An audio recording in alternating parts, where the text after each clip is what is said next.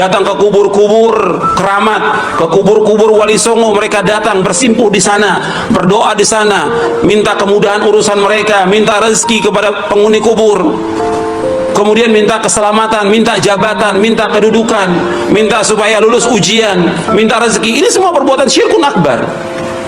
Pengagungan yang dilakukan oleh manusia kepada selain Allah, ini merupakan kesyirikan. Ini dosa besar yang paling besar. Allah berfirman, ya bunayya la tusyrik billah inna syirka la dzulmun adzim. Wahai anakku, jangan engkau berbuat syirik. Syirik ini kezaliman yang amat besar. Makanya kita wajib ingatkan manusia, sebagaimana para rasul alaihi wassalatu wassalam menasihati mereka agar mereka menjauhkan perbuatan syirik, dan diajak mereka untuk berpikir. Karena manusia diciptakan oleh Allah untuk beribadah hanya kepada Allah. Wa ma khalaqtul jinna wal insa illa liya'budun. Tidak aku ciptakan jin dan manusia untuk beribadah kepadaku. Beribadah kepada Allah artinya mentauhidkan Allah.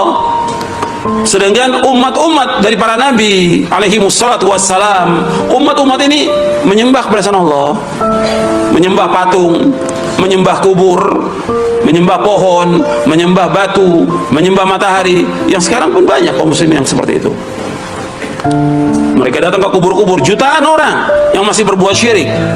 Kalau antum lihat di kubur-kubur keramat itu, di bulan-bulan tertentu mereka datang ratusan bis, bukan satu bis, ratusan bis berbondong-bondong mereka datang ke sana, bersimpuh di sana, menangis di sana, berdoa di sana. Ini perbuatan syirkun akbar, dan ulamanya nggak boleh diam, para ustadz nggak boleh diam. Ini merupakan dakwah yang hak. Harus kita ingatkan bahwa perbuatan ini perbuatan syirik, dosa besar yang paling besar. Sebab Allah menyebutkan dalam Al-Quran bahwa dosa yang mereka lakukan itu nggak akan diampuni oleh Allah. Allah berfirman di dalam surah An-Nisa ayat 48, Innallaha la yaghfiru an yushraka bihi wa yaghfiru ma duna dzalika liman yasha wa man yusyrik billahi faqad iftara itsman 'azima. Sesungguhnya Allah tidak mengampuni dosa orang berbuat syirik, dan Allah mengampuni dosa selain itu bagi siapa yang Allah kendaki. Barang siapa berbuat syirik, maka sungguh dia telah berbuat dosa besar yang paling besar. Bahkan Allah menyebutkan orang yang berbuat syirik dia telah sesat dari jalan Shiratal Mustaqim. Di ayat 116 yang di surah yang sama Allah berfirman, Innallaha la yaghfiru an yushraka bihi wa yaghfiru ma duna dzalika liman yasha wa man yusyrik billahi faqad dhalla dhalalan ba'ida. Sesungguhnya Allah tidak mengampuni dosa yang berbuat syirik, dan Allah mengampuni dosa selain itu. Barang siapa yang berbuat syirik, maka sungguh dia telah sesat dengan kesesatan yang jauh. Syirik nggak bisa dibenarkan, nggak bisa pakai alasan ini sudah kebiasaan kita dari dulu, ini dari zaman nenek moyang seperti ini. Nggak bisa. Ya syirik tetap syirik, dosa besar yang paling besar, kezaliman yang paling zalim. Sekarang diagungkan kuburan para wali, orang berbondong datang sana, kemudian dikatakan bahwa ini tempat wisata religi. Ini perbuatan syirik, gak bisa dilestarikan perbuatan syirik. Yang wajib diingatkan, ini sebab turunnya azab Allah kepada bangsa ini. Kalau masih mereka melestarikan kesyirikan, Allah akan turunkan azab. Allah turunkan berbagai macam petaka, bencana, musibah, dan segala macam. Allah turunkan. Syirik dosa besar yang paling besar. Allah sebutkan di ayat yang tadi, dosa besar yang paling besar. Allah nggak akan ampuni dosa itu. Kemudian Allah sebutkan bahwa orang melakukannya merupakan orang yang paling sesat di muka bumi ini. Nggak bisa diterima secara fitrah, secara agama, secara akal, nggak bisa diterima orang berbuat syirik. Orang datang ke kubur sedangkan dia masih hidup aja, dia masuk makhluk yang lemah, nggak bisa memberikan manfaat, nggak bisa menolak bahaya. Nabi saja, Nabi Muhammad SAW yang paling mulia dari seluruh makhluk, Nabi Muhammad SAW, waktu perang Uhud bagaimana? Perang Uhud kalah dengan para sahabatnya. Apa yang kena? Kepalanya kena, giginya juga gugur, rontok beberapa giginya. Nabi Muhammad SAW nggak ada ilmu kebal, nggak ada. Nabi sebagai makhluk yang paling mulia nggak bisa menolak bahaya, apalagi orang biasa. Mereka nggak bisa memberikan manfaat dan nggak bisa menolak bahaya. Nabi aja nggak bisa memberikan manfaat hidayah kepada pamannya. Siapa? Abu Thalib. Nabi nggak bisa memberikan manfaat hidayah kepada pamannya Abu Thalib. Meskipun Nabi sudah berusaha mendakwakan sampai akhir hayatnya Abu Thalib, nggak bisa. tetap Abu Thalib mati dalam keadaan kafir. Dan Nabi ingin Abu Thalib masuk Islam, tapi nggak bisa. Karena apa? Semua hidayah taufik di tangan Allah SWT.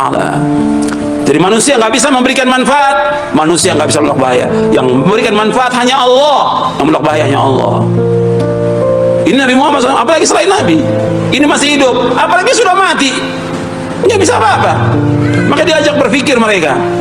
Orang yang sudah mati nggak bisa memberikan apa-apa. Hatta mereka wali.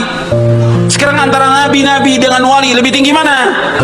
Nabi jelas. Nabi-nabi dan para rasul lebih tinggi derajatnya dari para wali. Kecuali ahlul bid'ah yang mengatakan wali-wali lebih tinggi daripada nabi. Itu bisa kufur mereka dengan perkataan seperti itu. Kalau menurut Al-Quran dan Sunnah bahwa nabi-nabi, rasul-rasul jelas kedudukannya lebih tinggi dari semuanya. Dan para sahabat semuanya merupakan auliyaur rahman, wali-wali Allah. Nggak ada orang-orang sahabat atau tabi'in datang ke kuburannya Nabi, atau tabi'in datang ke kuburan para sahabat. Nggak ada. Padahal mereka semuanya wali-wali Allah. Para sahabat semuanya auliyaur rahman, wali-wali Allah. Para sahabat radhiyallahu anhum ajma'in. Ini perbuatan udah menyimpang dari agama. Perbuatan udah menyimpang dari siratal mustaqim. Perbuatan udah menyimpang dari fitrah yang hanif. Perbuatan syirik ini sudah menyimpang dari akal yang waras. Menyimpang. Coba kalau mereka berpikir akal, gimana waktu dia mati, dimandikan, dikafankan, disolatkan, digotong, dikuburkan, gak bisa apa-apa, gak berdaya apa-apa, mati. Setelah mati orang datang berbondong-bondong minta ke sana. Akal yang mana bisa terima? Ini perbuatan syirkun akbar. Makanya Allah menyebutkan dalam Al-Quran bahwa orang yang berdoa kepada selain Allah merupakan orang yang paling sesat di muka bumi ini. Paling sesat di muka bumi ini. Anda buka ayatnya dalam surah Al-Ahqaf, surah 46 ayat 5 dan 6. Surah Al-Ahqaf, buka ayatnya. Antum bawa Quran, buka. Kita dengan dalil Quran, harus lihat dengan Quran. Kalau kita orang Islam, sumbernya Quran dan Sunnah. Bukan kata orang, bukan kata nenek moyang. Quran dan Sunnah. Allah berfirman dalam surah Al-Ahqaf, surah 46 ayat 5 dan 6. Wa man adallu mimma yad'u min dunillahi man la yastajibu lahu ila yaumil qiyamah wa hum an du'aihim ghafilun wa idza husyira an-nasu kanu lahum a'daan wa kanu bi ibadatihim kafirin. Allah menyebutkan di dalam surah Al-Ahqaf, wa man adallu mimma yad'u min dunillahi man la yastajibu lahu ila yaumil qiyamah wa hum an du'aihim ghafilun. Allah menyebutkan wa man adallu mimma yad'u min dunillahi man la yastajibu lahu ila yaumil qiyamah wa hum an du'aihim ghafilun wa idza husyira an-nasu kanu lahum a'daan wa kanu bi ibadatihim kafirin. Allah berfirman dalam surah Al-Ahqaf ayat 5 dan 6. Wa man adallu artinya tidak ada orang yang paling sesat di muka bumi ini. Wa man adallu artinya tidak ada orang yang paling sesat di muka bumi. Mimma yad'u min dunillahi, melainkan orang-orang yang berdoa, beribadah, meminta kepada selain Allah, ma la yastajibu lahu ila yaumil qiyamah, yang tidak bisa menjawab sampai hari kiamat. Enggak bisa menjawab pada hari kiamat. Wa hum an du'aihim ghafilun, dan mereka lalai dari doa orang-orang yang berdoa kepada mereka. Wa idza husyiran nasu, dan apabila manusia dikumpulkan nanti pada hari kiamat, kanu lahum a'daan, nanti mereka akan jadi musuh. Jadi orang-orang yang berdoa kepada mereka dengan yang orang minta kepada orangnya ini akan jadi musuh dari kiamat. Artinya mereka akan mengatakan, ya Allah, saya nggak nyuruh mereka untuk beribadah. Sama seperti Nabi Isa alaihissalam akan berlepas diri dari orang-orang yang menyembahnya pada hari kiamat. Dan itu merupakan artinya bencana yang besar bagi orang itu, diazab dengan sepedih-pedihnya oleh Allah Taala. Wa idza husyiran nasu kanu ma'dan wa kanu bi'ibadati kafirin, dan mereka mengingkari ibadahnya orang-orang yang datang pada mereka. Mereka mengingkari. Jadi orang-orang yang berdoa kepada selain Allah nggak bisa menjawab, nggak bisa mendengar. Seandainya mereka mendengar, nggak bisa menjawab. Sampai Allah sebutkan dalam surah Fatir, in tad'uhum la yasma'u du'aakum walau sami'u mastajabu lakum wa yawmal qiyamati yakfuruna bisyirkikum wa la yunabbi'uka mithlu khabir. In tad'uhum la yasma'u du'aakum. Jika kalian berdoa kepada mereka, orang-orang selain Allah, apakah manusia, orang yang dikubur, patung, batu, yang akan berdoa kepada mereka?